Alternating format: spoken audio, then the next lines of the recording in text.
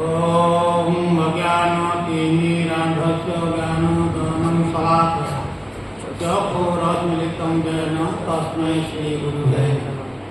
श्रीचैतन्यमनोभीष्टं स्थापितं येन भूतले स्वयं रूपं तदान्वयं ददाति स्वरूपं। नमो विष्णुपादाय कृष्णप्रेष्ठाय भूतले श्रीमती भक्ति वेदांत स्वामी नाम। नमस्ते सारस्वते देवं गौरवाणी प्रसादे निर्विशेष शून्यवादी पाश्चात्य देशवादी। नमो विष्णुपादाय कृष्णप्रेष्ठाय भूतले श्रीमती गुरुदेवं नाम इति नाम। नमस्ते सारस्वते देवं गौरवाणी प्रसादे निर्विशेष शून्यवादी पाश्चात्य देशवादी।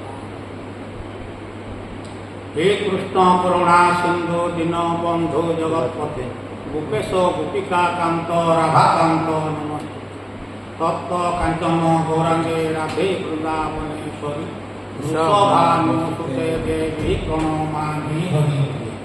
वाञ्छा कल्पतरुभ्यश्च कृपा सिन्धुभ्यो एव च पतितानां पावनेभ्यो वैष्णवेभ्यो नमो नमः।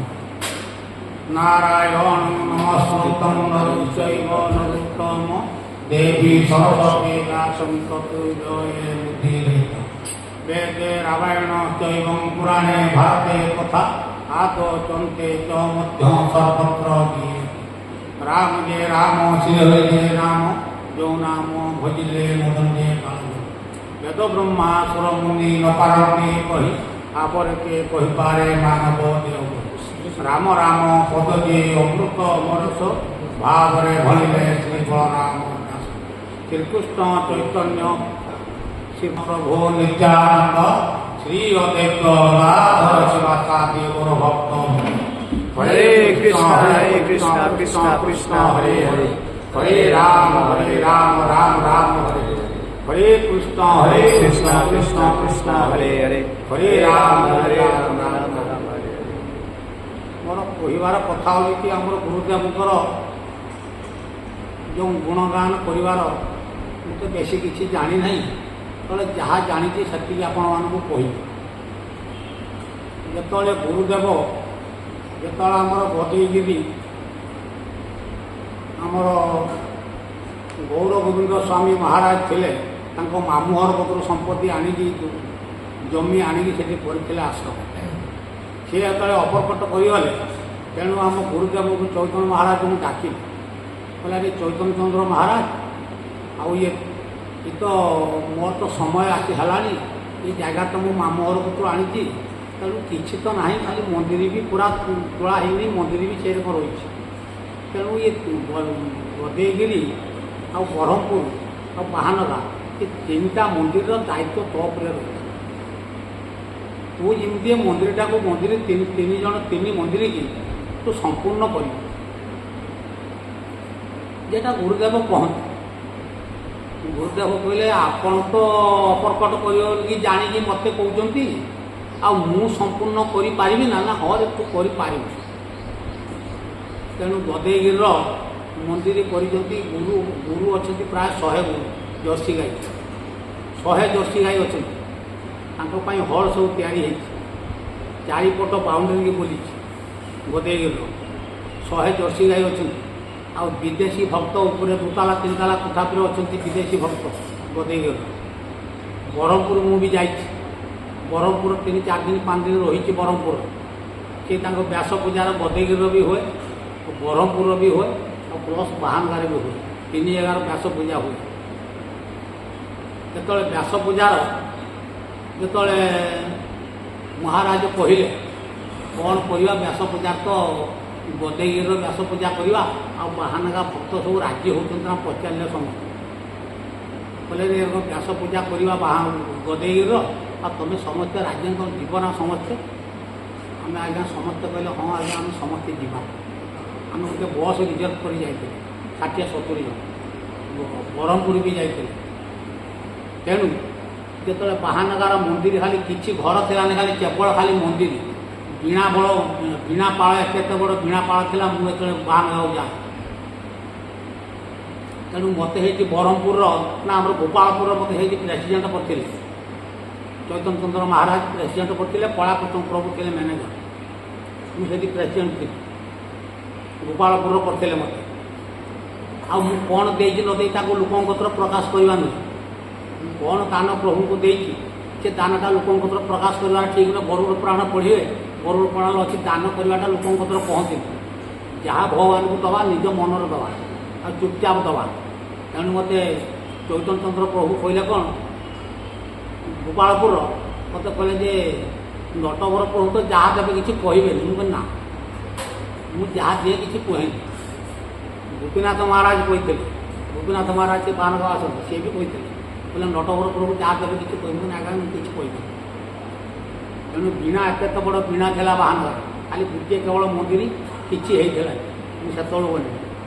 ତେଣୁ ଆଜି ମନ୍ଦିର ଚୁଳି ମରା ହେଇ କବାଟ କାଟି ଭଲ ମନ୍ଦ ହ୍ୟାଣ୍ଡ ଟ୍ୟାଣ୍ଡ ଲାଗି ଆଉ ଠାକୁର ଯିବାର ବ୍ୟବସ୍ଥା, ଘର ଦ୍ୱାର କେତେ ବି ଘର ଭକ୍ତ ରହିବା ପାଇଁ।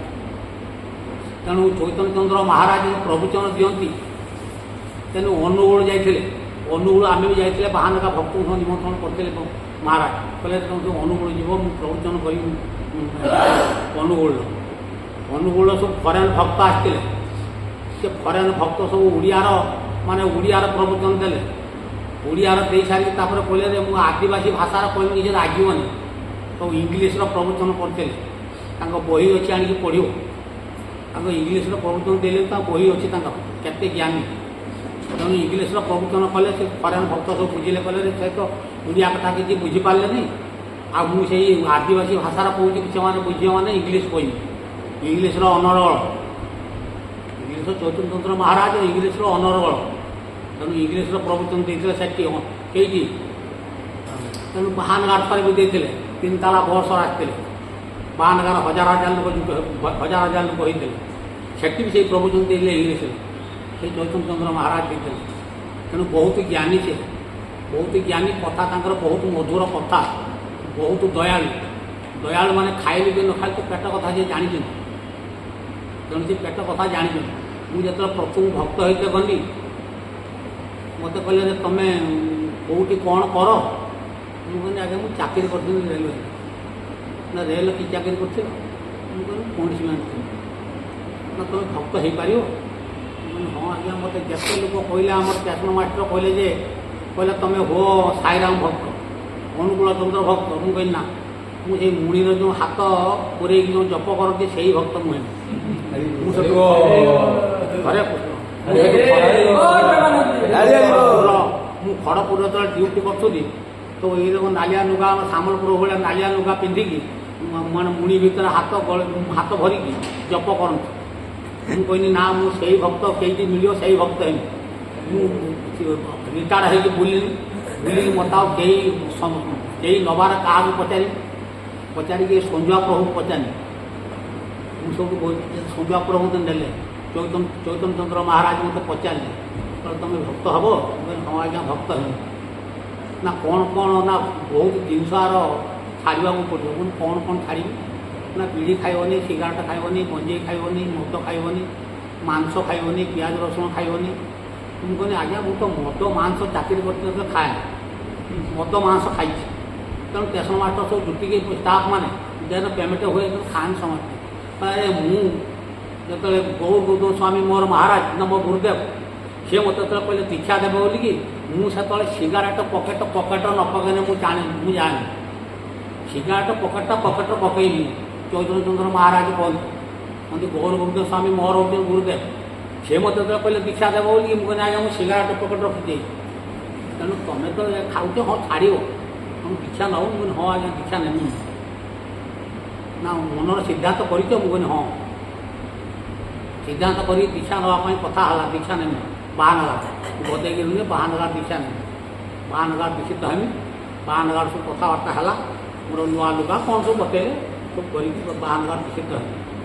ଦୀକ୍ଷିତ ହେଇକି ତାକୁ ଛାଡ଼ିକି ପ୍ରଥମ ମୋତେ ଯେତେବେଳେ ମାଳା ଜପ କରତେ ଦେଲେ, ମୁଁ ଆସିକି ଠାକୁର ପାଖରେ ବସିକି ଜପ କରିକି ହରେ କୃଷ୍ଣ ମହାମନ୍ତ୍ର ଜପ କରୁଛି। ରାତି 11ଟା 11:30 ହେଇଗଲା। ଗୋଟିଏ 16 ମାଳି ଜପ ମୁଁ କରିପାରୁନି।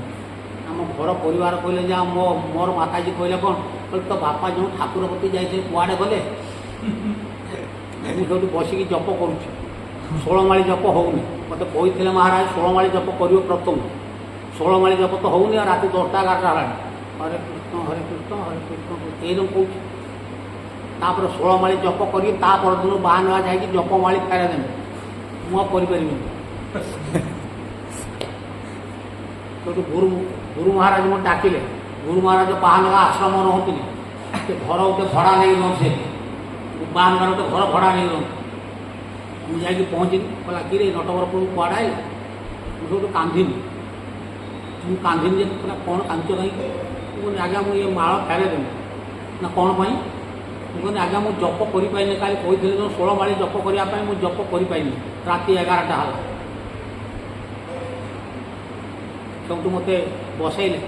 ବସେଇ ମୋ ମୁଣ୍ଡର ହାତ ମାରିଲେ। ମାରିକି କହିଲେ ତୁମେ ଯାଅ ଯେତେ ମାଳି କରିପାରିବ। ମୁଁ 16 ମାଳି କହିଛି ତୁମେ 16 ମାଳି କର, 8 ମାଳି କର, 5 ମାଳି କର। ଦିନକୁ ଯାହା ତୁମେ ଯେତେ କରିପାରିବ ସେତିକି କର। ଗୋଟିଏ ମାସ କର। ମାସେ ପରେ ଫେରେ ଆସିବ ବାହାନଗା। ଆଉ ପ୍ରୋଗ୍ରାମ କହୁଛି ଆସୁଛ ଏ କଥା କିଛି ଆଲୋଚନା କରିବନି କେଣେ। ତୁମେ ଜାଣେ କି ମୁଁ ଜାଣେ। ମୁଁ ଜପ କରିନି। ଠାକୁର ମୋତେ ଜପ କରିନି। କରତେ କରତେ ଆସ୍ତେ ଆସ୍ତେ ମୋର ବଢ଼ିଲା। ବଢ଼ିତେ ବଢ଼ିତେ ମୋତେ ଦିନେ ମହାରାଜ ଡାକିଲି। ଚୈତନ୍ୟ ମହାରାଜ ଡାକିଲି। କହିଲେ ନଟବରପୁର ମୁଁ ଆଜ୍ଞା ନା ଆସନି ଏଠି ସେ ଯିଏ ଘର ବସନ୍ତି ରୁମ୍ର ସେ ରୁମ୍ର କବାଟ କ'ଣ ଡାକିଲେ ମୋତେ। କହିଲେ ଜପ ହେଲା? ମୁଁ କହିଲି ହଁ 16 ମାଳି ଜପ ହେଲା। ମୁଁ ତାଙ୍କ ଗୁଡ଼ ପାଦ ସେବା କଲି। ତାଙ୍କ ପାଦ ସେବା କଲି। ମୁଁ ହଁ ମୋର ହେଇଛି ମୋର 16 ମାଳି ଜପ ମୁଁ ଜପିଲି। ସେଇଠୁ କହିଲେ କ'ଣ? କହିଲେ ହଉ 16 ମାଳି ତ ଜପ ହେଲାନି ଆଉ କାଣା କହନ୍ତି ବ୍ରାହ୍ମଣ ଦୀକ୍ଷାଟା তুমি ନେଇ ନେବ। ହଉ ନେବି ବ୍ରାହ୍ମଣ ଦୀକ୍ଷା ମୋତେ ଦେବ। ଆଉ ତାପରେ ତ ଅପରକଟ କଲେ। ଅପରକଟ କଲା ପରେ ତା ବ୍ରାହ୍ମଣ ଦୀକ୍ଷା ମୁଁ ନେଇନି। ଆଉ ସେ ତାଙ୍କ ଜାଗାରେ ମୁଁ ମୋ ଜାଗାରେ। ଆଉ କେଉଁଠି ଦୀକ୍ଷା ନେବି କ'ଣ କରିବି ମୁଁ ତ କିଛି ଜାଣିନି। ତେଣୁ ଯେତେବେଳେ ବାହାନଗାର ଦଧିନଉତି ମରା ହେଲା ସେତେବେଳେ ମିଟିଂ କଲି। ମିଟିଂ କରି ଯେତେ ଧାନ ଦଧିନଉତି ଲାଗିବ ମୋତେ କହିଲେ ନଟବରପୁର ସବୁ ତୁମର ଜମି ଅଛି ସେ ଆମର ଆଇଲେ ଯେଉଁ ସତ୍ସଙ୍ଗକୁ ଆମର ସବୁ କଳେବ ଧାଡ଼ି ବସିଲା 3-4ଟା କଳେବ ଧାଡ଼ି। ସେ କଳେବ ଧାଡ଼ି ବସିବା ଟାଇମ୍ରେ ଆଇଲେ। ସେ ଖଳାରେ କି ମୋତେ ସତ୍ସଙ୍ଗ କରିଥିଲେ। ଦେଖୁଥିଲି କଳେବ ଧାଡ଼ି ସବୁ ଦେଖିଥିଲେ। ମୋତେ କହିଲେ ପ୍ରଭୁ ତୁମେ ସେ ଧାନ ଯେତେ ଦଧିନଉତି ଲାଗିବ ତୁମେ ସବୁ ଆଣିବ। ମୁଁ କହିଲି ହଁ ମୋତେ। ମୁଁ ଧାନ ଅଟ କରିକି ନେଇ ଦେଇଥିଲି ଏଠି ଦଧିନଉତି ବାହାନଗା ଯେତେବେଳେ ମନ୍ଦିର ଚଳିବ ଆଜ୍ଞା ହରେ କୃଷ୍ଣ। ତେଣୁ ଦେଇଥିଲି ସେଠି ଦେଇକି ଯେଉଁ ପ୍ରେସିଡେଣ୍ଟ ଛାଡ଼ିନି। ମୁଁ କହିଲି ଆଜ୍ଞା କଳାପଥମପୁରକୁ ପଳେଇଲେ। ମୁଁ ସେଇଠୁ ପ୍ରେସିଡେଣ୍ଟ ଛାଡ଼ିନି। ମୁଁ କହିଲି ଆଜ୍ଞା ମୁଁ ଗାଡ଼ି ଚଢ଼ା ଜାଣିନି ଏତେ ବାଟ ଆସିପାରିବିନି। ଆଉ ମୁଁ ପ୍ରେସିଡେଣ୍ଟ ଆପଣ ଫୋନ୍ କରିବେ ଯେ ଆସ ମିଟିଂ ହେବ। ମୁଁ ମିଟିଂରେ ଆଟେଣ୍ଡ କରିପାରିବିନି। ମୁଁ ସବୁ ପ୍ରଭୁଙ୍କୁ କହିଲି ମୁଁ କହିଲି ଯାହା ଯେତେବେଳେ ଆପଣ ମୋତେ ମାଗିବେ ମୁଁ ତା ବର ଦେବି। ଆଉ ମୁଁ ପ୍ରେସିଡେଣ୍ଟ ମୋତେ ଡାକିଛି। ମୁଁ ଆସିବ ରାତିର ଦିନର କେତେବେଳେ ଦ୍ୱିପହରେ ମୁଁ ସାଇକେଲ ମାରିକି ଯାଇପାରିବି। ତେଣୁ ପ୍ରେସିଡେଣ୍ଟ ଛାଡ଼ି ଆଉ କ'ଣ ମୁଁ ମନ୍ଦିରକି ଦେଇକି କ'ଣ କରିଛି ଗୋପୀନାଥ ପ୍ରଭୁ ଜାଣନ୍ତି ଆଉ ଚୈତନ୍ୟ ପ୍ରଭୁ ମହାରାଜ ସେ ଜାଣନ୍ତି। ମୁଁ କାହାକୁ ପ୍ରକାଶ କରିବି କ'ଣ ଦେଇଛି। ଆଉ ପହଞ୍ଚିନି ଗରୁଡ଼ ପୁରାଣର ଲେଖା ଅଛି ଦାନ ଦେଇକି ପହଞ୍ଚିନି କାହାକୁ। ଭଗବାନଙ୍କୁ ଦାନ ଦେବ କି ଯାହାକୁ ଦିଅ ତ ଭିକାରୀକି ଦାନ ଦିଅ ମୁଁ ଏତେ ଦେଇଛି ସେଟା କହିବନି କେବେ। ସେ ତ ଆମେ ଦାନ ଦେଉଛେ ଉପରବାଲା ଭଗବାନ ଦେଖୁଛନ୍ତି। ପ୍ରଭୁ ବି ଜାଣୁଛନ୍ତି। ଆଉ ଅଧିକା କହି ଲୋକଙ୍କ ତ ଲାଭ ମିଳିବ ମୁଁ କିଛି କୁହେନି। ତେଣୁ କାଲି ମୋତେ ବାହାନଗା ଲୋକ ଡାକିଥିଲେ ଫୋନ୍ କରିକି ପହରଦିନ ଯାଇଥିଲି ବାହାନଗା। କହିଲେ କାହିଁକି ତୁମେ ଆସୁନ ତୁମେ କାଲିକି ଆସିବ। ଆଜି ଯିବା କଥା କହିଲି। ମୁଁ ଆଜି ଆଉ ଯିବା କଥା କହିନି। କେହି ମୋତେ ନେବାର ଲୋକ ନାହିଁ। ପ୍ରଭୁ ମୋତେ କହିଲେ ଯେ ଏଇଠି ଆସିବ ନା। ମୁଁ କହିଲି ହଉ ଏଇଠି ହଉ ଯିମି ଆଉ। କାଲି ଫୋନ୍ ଯାଇଥିଲି ବାହାନଗା। ହଉ ମୁଁ ଆଉ କିଛି କହିବାର ନାହିଁ। ଏତିକି କହିନି ଆପଣଙ୍କ ମନକୁ ଯାହା କିଛି ଜାଣିନାହିଁ। ଆପଣଙ୍କ ମନକୁ ଯାହା ଭାବିବେ ଭଲ ହଉ ଖରାପ ହଉ ପ୍ରଭୁ ହରେ କୃଷ୍ଣ ହରେ କୃଷ୍ଣ ହରେ କୃଷ୍ଣ ହରେ କୃଷ୍ଣ କୃଷ୍ଣ କୃଷ୍ଣ ହରେ ହରେ हरे राम हरे